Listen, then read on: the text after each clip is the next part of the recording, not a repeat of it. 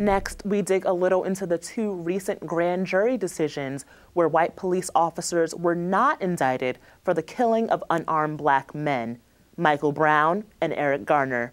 It turns out at the local and state level, grand juries rarely indict police officers, but they almost always indict regular people at the federal level. The Washington Post took a look. In 2010, over 162,000 cases went to grand juries. They declined to return indictments in only 11 cases. There have been protests all over the country and all over the world, from Atlanta to Brown University, Chicago City Hall, New York City's Grand Central, London, and even the U.S. Congress. On December 11th, staffers who belong to various associations uniting people of color walked out at 3:30 p.m.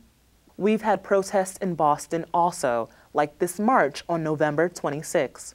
Came up here before me. We march, we tweet, we Facebook.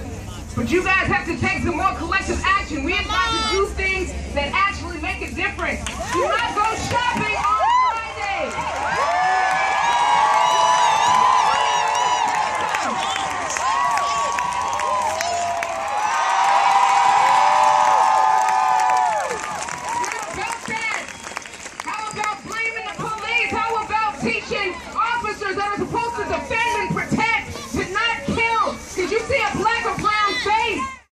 Closer to home, on December 5th, many hundreds of Tufts and Harvard students, as well as Somerville and Cambridge residents, marched and staged die-ins all down Mass Ave. Here's an excerpt of a video made by Cambridge resident and city councilor Nadeem Mason. We saw what Boston did last night. We saw the way everyone across the country has been making movement. And last night, the city of Boston was shut down. But so far, our universities, our colleges, our campuses have been untouched. We wanted to do this because we wanted the spaces that we occupy.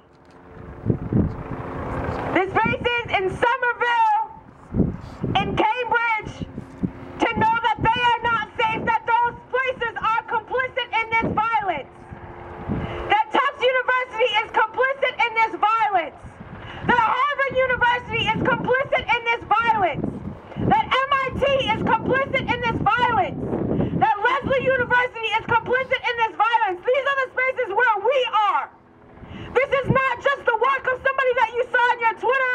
This is not just the work of somebody on your Facebook. This is not just the work of someone who's in the middle of the city. This is your work where you are.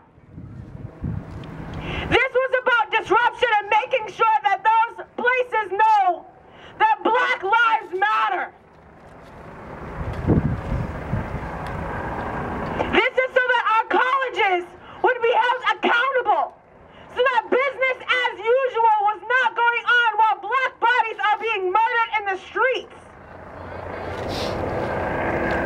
This is so that our professors know that when we're in class, we are mindful that Black bodies are dying in the streets. Our administrators, the people who donate thousands and thousands and billions of dollars, who don't care about Black lives.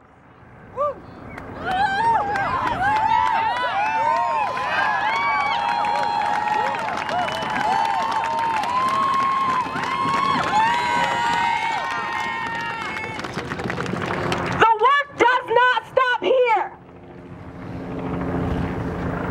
We started at the beginning saying that this is not just a Black problem. This is your problem.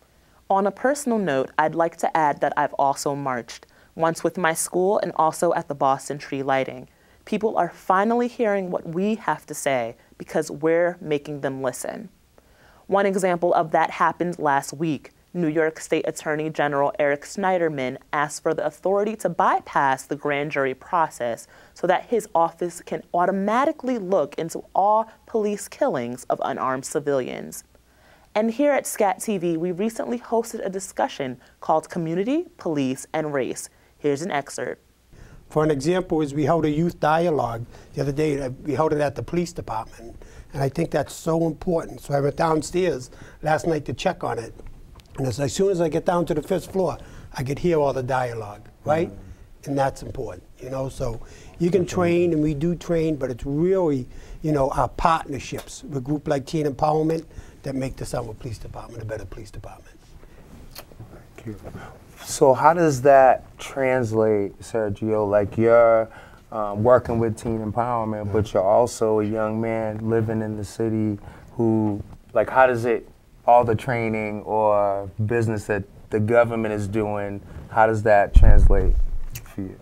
I feel like it gives the kids a little more comfort. At the same time, I can understand there could still be that tension between police and youth, and just from recent events that they see on social media and just the news itself, as far as like Ferguson goes and things like Eric Garner in New York. I feel like they're going to build their own perceptions on what's going on with police. So, like Chief Fallon said, the dialogues that we have with the police can help immensely, just simply for the fact that when a kid is doing something wrong, and an officer that they've had that dialogue with comes across them, they could have that conversation instead of locking them up and putting them into incarcerating them. They can give them an option to just, you know, talk to them as a person and give them that advice to keep them out of prison, instead of, you know, handling him like he never knew him before, like a stranger, and just like basically not criminalizing him and putting him in that space, and just seeing him as a person, as a youth growing up, you know, dealing with all the things that youth deal with and the issues, you know, just becoming a young man or woman, things of that nature, I believe. Okay, thank you.